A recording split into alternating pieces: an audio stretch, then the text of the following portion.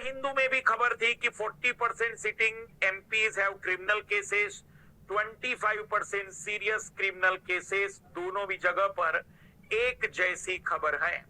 सांसदों पर आपराधिक मामले संबंधी विश्लेषण रिपोर्ट 2023। और देखो, ये रिपोर्ट इसलिए भी आप तैयार करके रखिए, केवल प्रीलिम्स ही नहीं, आने वाले समय में लोकसभा के चुनाव है और सच में मेरे हिसाब से एक भारतीय को याद रखना होगा कि यदि वह अपने लिए, अपने बच्चों के लिए एक सही देश का निर्माण करना चाहता है तो उस देश के कानून को लागू कराने वाले, उस देश के कानून को बनाने वाले लोग भी सही होने चाहिए। और हमें यह तय करना होगा कि हम अपने वोट को देने से पहले जिस व्यक्ति के प्रति, कोई भी पार्टी का हो, उस व्यक्ति का बैकग्राउंड जाने, समझे कि क्या वो सच में मेरे क्षेत्र का प्रतिनिधित्व करने की काबिलियत रखता है, क्या वो मेरे क्षेत्र को उस संसद भवन में प्रस्तुत कर पाएगा जिसके माध्यम से वह क्षेत्र के विकास को आगे बढ़ा पाएगा। यहां पर ज्यादा जरूरी है पार्टी की तुलना में एक व्यक्ति को पहले समझना कि क्या वह व्यक्ति उतना योग्य और सक्षम है। हमें जब थोड़ी सी छोटी सी बीमारी हो जाती है तो हम एक विशेषज्ञ की तलाश करते हैं, हम किसी ऐरे गहरे से इलाज नहीं करवाते। देश की स्थिति का सवाल है, देश को चलाने का प्रश्न है, तो हम ऐसे किसी ऐरे गहरे पर कैसे यकीन कर सकते हैं जैसे डॉक्टर की डिग्री को देखकर हम निर्णय लेते हैं कि वो कितना बुद्धिमान होगा, वैसे ही हमें उसके रिकॉर्ड, उसके आपराधिक मामलों को भी ध्यान में रखना होगा। कोई भी पार्टी किसी भी व्यक्ति को टिकट देने के पीछे सबसे बड़ा आधार चुनती है, क्या उस क्षेत्र के लोग उस व्यक्ति को जिता पाएंगे या नहीं। मेरे अनुसार पार्टी का दोष कम है, उन लोगों का दोष ज्यादा है जो आपराधिक प्रवृत्ति के लोगों को ही मतदान करते हैं। यदि आपने आज ठान लिया कि हम अपने क्षेत्र में आपराधिक प्रवृत्ति वाले व्यक्ति को मत नहीं देंगे, तो पार्टी भी अगली बार उस व्यक्ति को टिकट नहीं देगी और उसकी शक्ति कमजोर हो जाएगी। रियलिटी में पहले देश के नागरिकों को भी अपने दायित्व और जिम्मेदारियों को समझना पड़ेगा। आइए जरा देखते हैं ये रिपोर्ट क्या कह रही है। हाल ही में एसोसिएशन फॉर डेमोक्रेटिक रिफॉर्म, चुनाव सुधारों से संबंधित एक एनजीओ है, नॉन गवर्नमेंटल ऑर्गेनाइजेशन होता है एनजीओ, जो मेरे जैसे, आपके जैसे लोग बनाते हैं, जागरूक लोग होते हैं, वे रिपोर्ट पब्लिश करते हैं। जैसे पर्यावरण के एनजीओ होते हैं, महिलाओं के सशक्तिकरण के एनजीओ होते हैं, मतलब महिला अधिकारों के एनजीओ होते हैं, किसान अधिकारों के एनजीओ होते हैं, वैसी यह एनजीओ पूरी तरह से चुनाव के रिफॉर्म पर ही आधारित एनजीओ हम मानते हैं। द्वारा सांसदों पर आधिकारिक मामलों पर, आपराधिक मामलों से संबंधित एक रिपोर्ट जारी की। रिपोर्ट का औपचारिक नाम है भारत के लोकसभा और राज्यसभा के वर्तमान सांसदों का विश्लेषण। ये रिपोर्ट लोकसभा और राज्यसभा के एमपीज, सांसदों के बारे में बातचीत करती है। रिपोर्ट क्या कह रही है, ध्यान से सुनेंगे। लोकसभा और राज्यसभा के कुल सांसदों में 40% लोगों पर आपराधिक मामले दर्ज हैं। 25% सांसद, सोचिए, हमारे देश का कानून बनाने वाले 1/4 लोग हत्या, बलात्कार, हत्या का प्रयास और अपहरण जैसे मामले में भले ही सजा ना मिली हो, लेकिन उन पर वो मामले दर्ज हैं। इमेजिन करिए 25%, 1/4 लोग खुद इस प्रकार के कानूनी मामलों से गुजर रहे हैं। क्या हमारे 140 करोड़ लोगों के पास मात्र 545 लोग लोकसभा के और 245 लोग राज्यसभा के ऐसे नहीं मिल पा रहे हैं जिनकी छवि अच्छी हो, जिन पर कोई आपराधिक मामले ना हो? ये एक बहुत बड़ा प्रश्न है हमारे लोकतंत्र पर, क्योंकि दुनिया का सबसे बड़ा लोकतंत्र होने का दावा करते हैं हम। क्या हमारे पास 140 करोड़ की आबादी में मात्र 140 करोड़ की आबादी में 800 लोग नहीं है?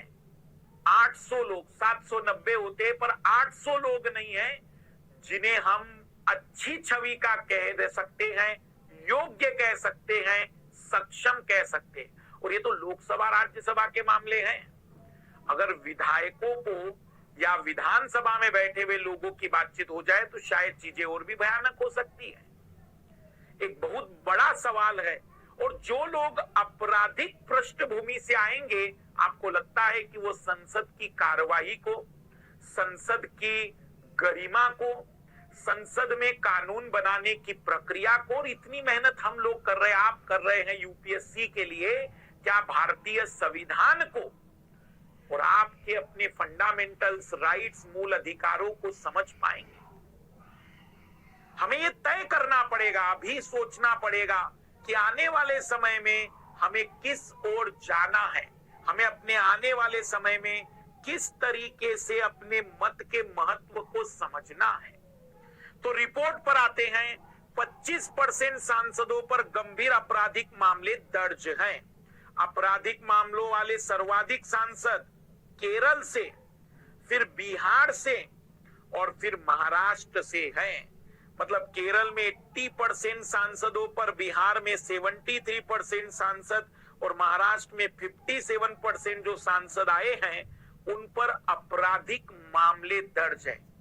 मैं ये भी मानता हूं कि हो सकता है कुछ लोगों को जबरदस्ती फंसाया गया होगा, हो सकता है, पर क्या सभी को फंसाया गया होगा?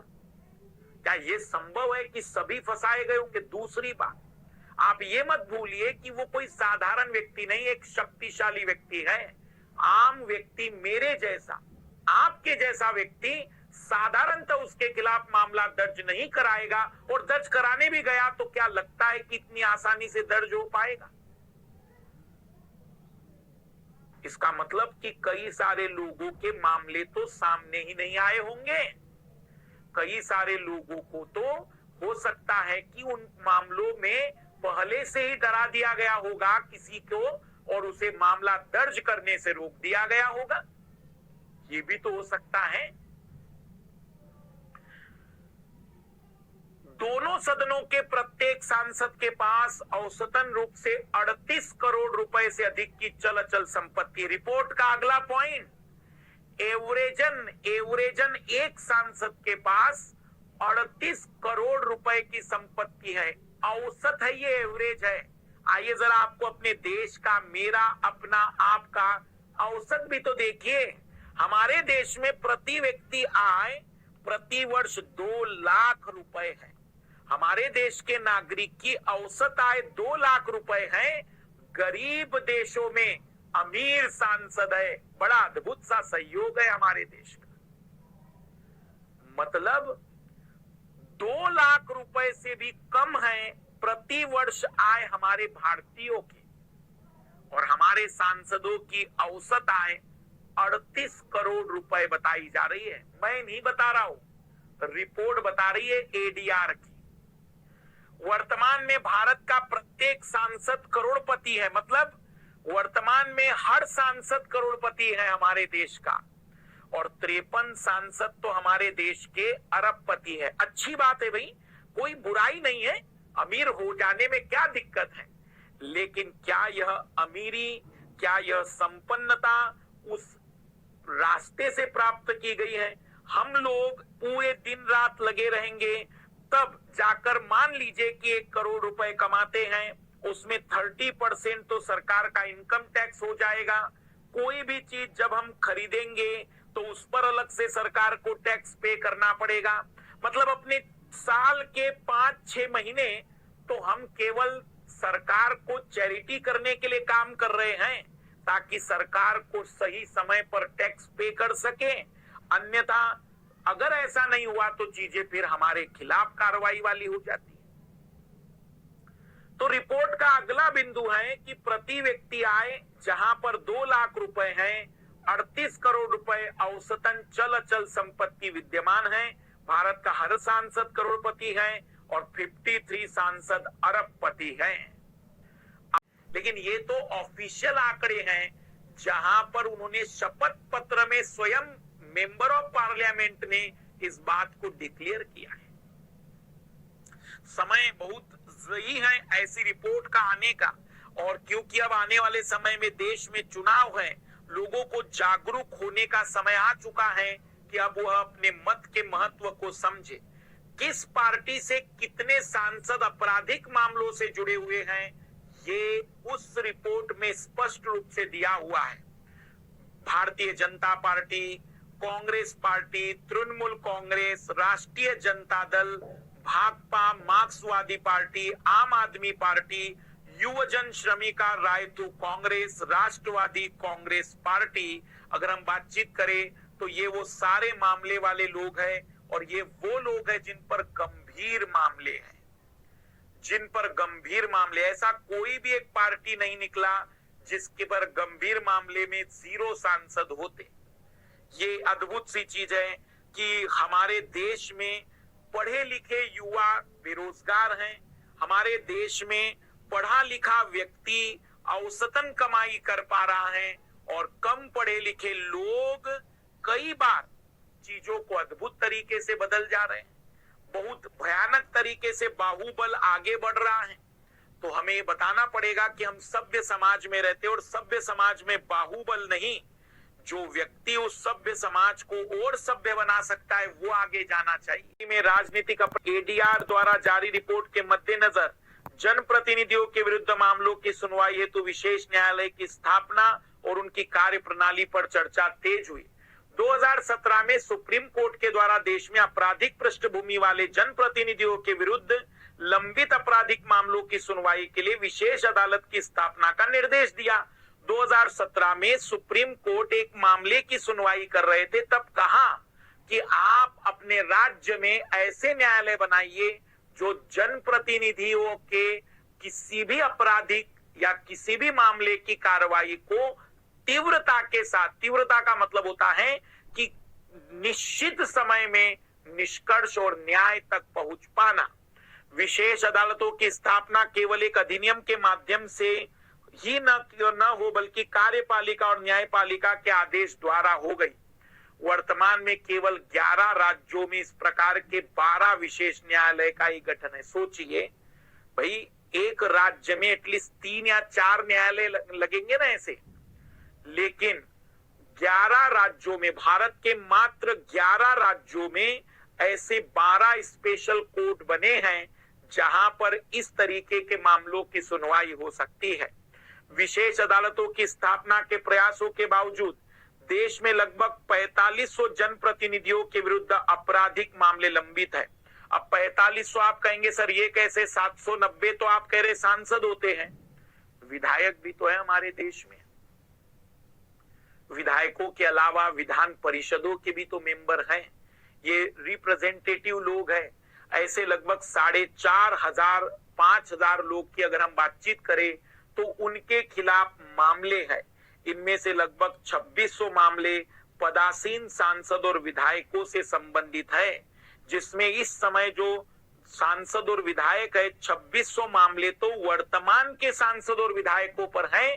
तो कहीं ना कहीं ये 4500 कोर्ट मामले कोई साधारण नहीं। और मैं आपको ये क्लियर कर चुका हूं कि इनके खिलाफ इतना आसान नहीं होता है मामला दर्ज करा पाना।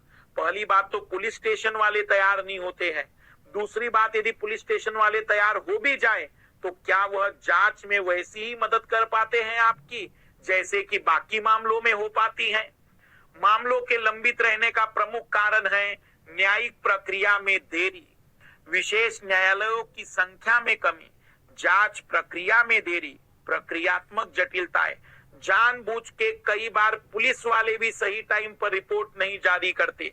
न्यायिक प्रक्रिया में विलंबता और प्रक्रियात्मक जटिलता, राजनीतिक दबाव, कहीं ना कहीं पॉलिटिकल प्रेशर भी आ जाता है। कोई ईमानदार न्याय अगर आने वाला है पुलिस वाला तो उस पर दबाव आ जाता है। प्रशासन और स्वयं राजनीतिक दलों में इच्छा शक्ति की कमी। पॉलिटिकल पार्टीज भी सोचते हैं कि भाई क्यों हम अपने सांसद और विधायक को गिरफ्तार कराए, जबकि वे जानते हैं भली भांति कि अपराध हुआ या नहीं। आजकल तो ऐसी भी चीजें देखी जा रही है मीडिया में कि कुछ लोग खुलकर बताने लग गए हैं कि मेरे द्वारा बस एक मर्डर हुआ है, मेरे द्वारा 2 मर्डर हुए हैं। ऐसी जानकारियां खुलकर लोग बोलते हैं, लेकिन फिर भी हमारा न्याय सिस्टम कोई कदम नहीं उठा पाता। ये एक अद्भुत सा दृश्य है। आपराधिक उम्मीदवारों की अयोग्यता का कानूनी पहलू, आइए जरा देखते हैं कि हमारे देश में क्या संविधान में, क्या हमारे देश में ऐसा कोई कानून नहीं है जो आपराधिक उम्मीदवारों की अयोग्यता पर काम करता होगा। तो हमारे देश में तो बहुत स्ट्रिक्ट चीज है। अगर 2 वर्ष की सजा किसी को होती है तो 6 साल के लिए बैन लग जाता है, लेकिन 6 साल या उससे ज्यादा की सजा किसी को हो जाए तो वो ताउम्र चुनाव नहीं लड़ सकता। प्रोविजन तो काफी कठोर है, लेकिन क्या वे प्रोविजन एग्जीक्यूट किए जा रहे हैं, क्रियान्वयन किया जा रहा है? भारतीय संविधान में संसद या विधानसभाओं के लिए चुनाव लड़ने वाले किसी आपराधिक प्रवृत्ति के उम्मीदवार की योग्यता के विषय में स्पष्ट प्रावधान नहीं है। हमारे संविधान में कहीं पर भी ऐसा स्पष्ट रूप से लिखा हुआ नहीं है कि अगर किसी पर आपराधिक केस दर्ज हो जाता है या फिर किसी को आपराधिक केस में सजा होती है तो क्या उसे टिकट मिलेगा कि नहीं, संविधान में नहीं। सुप्रीम कोर्ट ने 2018 में पब्लिक इंटरेस्ट फाउंडेशन, एक एनजीओ बनाम भारत संघ के मामले में सभी उम्मीदवार को चुनाव लड़ने से पहले भारत के निर्वाचन आयोग के पास अपने आपराधिक रिकॉर्ड की घोषणा करनी होगी। सुप्रीम कोर्ट ने कह दिया है कि जो भी उम्मीदवार है उसे अपने रिकॉर्ड बताने पड़ेंगे कि क्या उसका रिकॉर्ड रहा है। और ये बड़ा अद्भुत नहीं है कि हमारे यहां पर अगर कोई व्यक्ति को सजा मिल जाती है किसी न्यायालय के द्वारा तो उसको सरकारी नौकरी नहीं मिल सकती, लेकिन अगर उसको सजा मिल जाती है और वो 6 साल से कम की सजा या 2 साल से कम की सजा है तो वो सरकार बना सकता है। हमारे यहाँ बड़े अद्भुत से कानून है। अगर कुछ राज्यों में 2 बच्चे या उससे ज्यादा बच्चे हैं तो फिर आप सरपंच नहीं बन सकते, लेकिन आप प्रधानमंत्री बन सकते हैं। हमारे यहाँ पर कुछ राज्यों में शिक्षा की भी डाल दी गई है क्राइटेरिया कि कक्षा 8वीं तक पास होना चाहिए। अब कक्षा 8वीं तक पास नहीं है तो वो सरपंच नहीं बन सकता, लेकिन वो प्रधानमंत्री, राष्ट्रपति या फिर सांसद, विधायक बन सकता है। हमारे यहाँ पर कई जगह बहुत भयानक कॉन्ट्राडिक्शन भी देखने को मिलता है। और यहां तक कि सुप्रीम कोर्ट ने तो पिछले 2017-18 में बड़े कठोरता के साथ कहा था कि पार्टी जब किसी आपराधिक प्रवृत्ति के व्यक्ति को टिकट देगी तो डिक्लेयर करेगी अपने जो भी मार्केटिंग रहेगा कि भाई इस व्यक्ति के खिलाफ उतने अपराध है। और देखना आने लगा ये, लेकिन बहुत बारीक अक्षरों में, जैसे सिगरेट के पैकेट पर नहीं होता है धूम्रपान स्वास्थ्य के लिए हानिकारक होता है, वैसे ही नीचे लिखा होता है बारीक अक्षरों में, वो बहुत ही बारीक अक्षरों में दिया जाता है। जबकि विस्तार से यहाँ और ज्यादा जरूरी मेरे हिसाब से हमारे देश के लोग ऐसे हैं जिन्हें ये पता है कि बिग बॉस के कंटेस्टेंट कौन है, उन्हें ये पता है। उन्हें पता है कि सारेगामापा में कौन आया है, उन्हें ये पता है कि इंडियन आइडल में कौन कौन आया है, पर उन्हें नहीं पता है कि अपने क्षेत्र में इस बार उस सांसदी के लिए कौन कौन उतरा है, विधायकी के लिए कौन उतरा है। 2 लोग 3 लोगों के नाम है, सबके बारे में डिटेल से जानकारी ढूंढिए, क्योंकि आप एक ऐसे व्यक्ति को शक्तिशाली बनाने जा रहे हैं और उसके बलबूते आप अपने बच्चों का भविष्य बनाने जा रहे हैं। तो बहुत जरूरी है लोगों को ये जानना, समझना कि वे अपने क्षेत्र में जब चुनाव की बात आती है तो बहुत अच्छे तरह से समझे कि अपने मत का कैसे उपयोग करना है। जानकारी जुटाइए, ढूंढिए। इतना काम बड़े मुश्किल से एक दिन का हो सकता है और आपको ढूंढना चाहिए, तभी तो आप एक सही नेता चुनेंगे। सही नेता चुनेंगे तो सही नीतियां चुनेंगे, सही नीतियां चुनेंगे तो सही परिणाम चुनेंगे, सही परिणाम चुनेंगे तो बच्चे और आपका भविष्य बेहतर होगा। किसी भी प्रकार की पार्टी, किसी भी प्रकार के नेता के प्रति आकर्षण वो आपका अपना रुख है, लेकिन जानकारी जुटाना ये आपकी बुद्धिमत्ता रहेगी।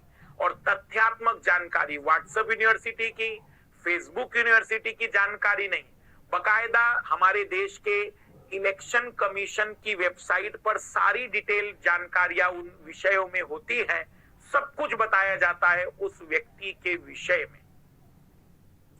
फिर दूसरा मामला है लिली थॉमस बनाम भारत संघ।